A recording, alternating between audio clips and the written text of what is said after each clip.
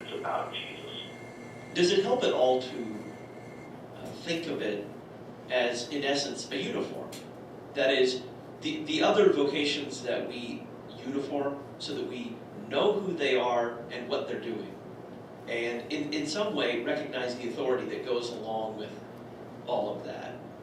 Police officers, the military, there's rife with symbolism in all those uniforms as well.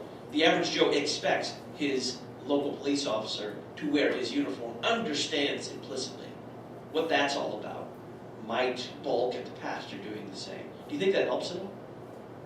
I think it can be helpful if you remember to understand it this way. I mean, if I'm in trouble, if I've been in an accident, or I need safety or assistance, and I see that man, the policeman or the policewoman in a uniform walking toward me, there is an objective sense that I know exactly what that person is here for, that he or she has been trained to do it, and I can let go of a lot of reservations at that point, because this uniformed person coming at me, I know exactly who they are and what they are prepared to do.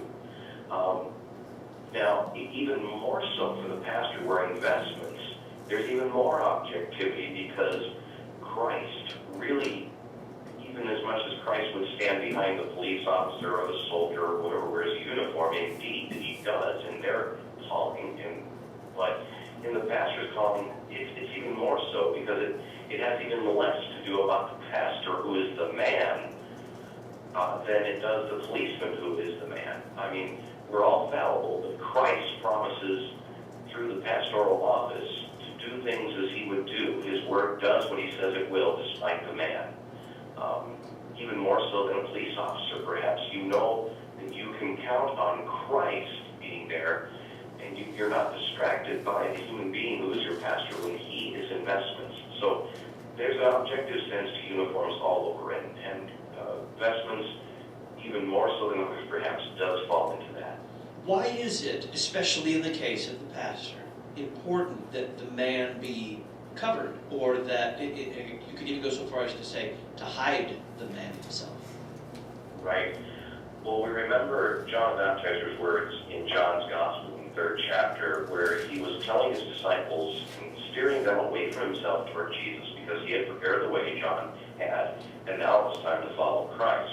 And John says those very famous words, he, Christ, must increase, but I must decrease. And every pastor who is called and ordained to serve a congregation who is the Lord's should really recite those words before he steps out into any chancel or altar area before the divine service, before worship, because really it cannot be about me. And the ironic thing, Todd, is that pastors who are sometimes criticized, or vestments that are criticized for being too showy or too flashy, they attribute that to the pastor wanting to be showy or flashy.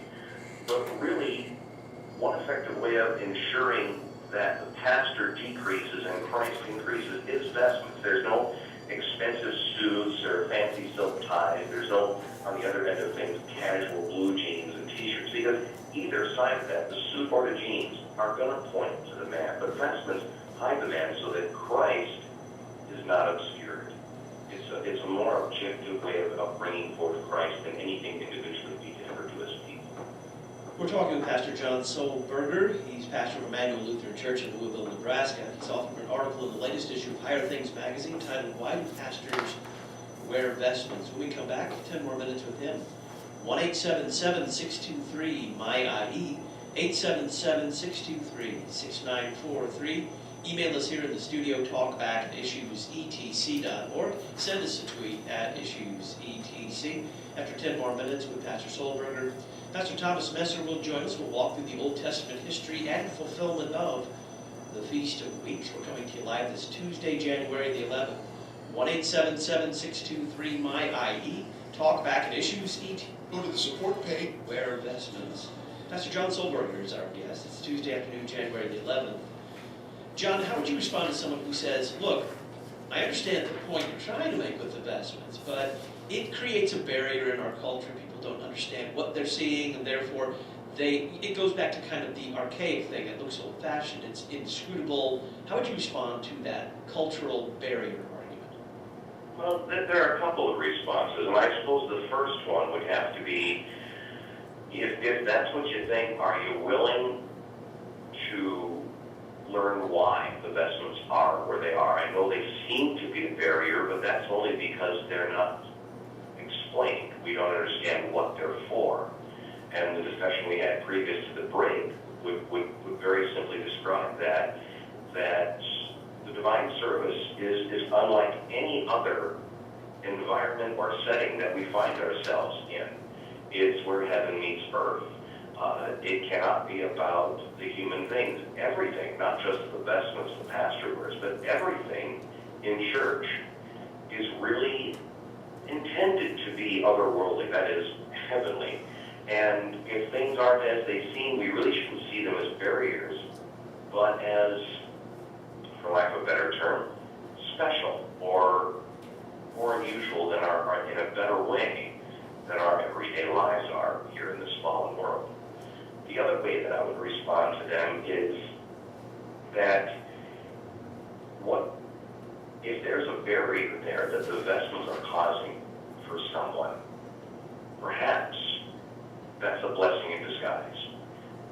God's forgiveness, life, and salvation should never, ever be received as if they were from the pastor himself. You know, how friendly he is, how good a speaker he is, how well he held the communion wafer up in front of you as he gave it to you. It should never, ever be about those things. And the vestments benefit, as we said earlier, both the pastor and the receivers of Christ's gifts through the pastor, that this is not the drive-through of the local McDonald's. This is not a seminar or a conference in the business sector. These are holy things going on here, and the vestments really, really enforce that and strengthen that reality in a very special way. I wonder, why do you think it is that, and this is especially true among Christians, I think, because unbelievers look at a pastor vested and they say, well, that's just a crazy pastor's dress. Unbelievers are the ones who tend to be offended by it, genuinely offended, and yet if they see the Supreme Court justices assemble as a group vested in black, I think nothing of it.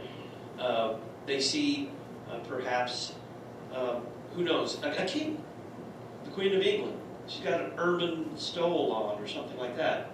That's right. How queens ought to dress, because those people are doing something special. Those people are doing something really important. Your thoughts? Yeah, we recognize the earthly things and their importance very easily, but Christ has chosen the simple, hidden things in which to do the most wonderful things ever, being forgiven and receiving life everlasting after deserving nothing but death and condemnation forever. We are willing to give what we can see and understand and touch and feel, even in certain things, a certain authority over us. And therefore, the Supreme Court justice or the royalty that we see in our various cultures here on earth, we get that, and we're willing to have a certain say over us in life. Pastors are misunderstood. The pastor who emphasizes his ordination is not trying to make it about himself, although that's usually how he's criticized. The pastor who emphasizes his ordination, and he does so with vestments, is really saying, no, this is nothing about me. I have to trust in Christ. And when we see the vestments on a pastor and we're afraid to accord him the authority, I believe it's because we don't understand what he's giving. We don't understand the depth and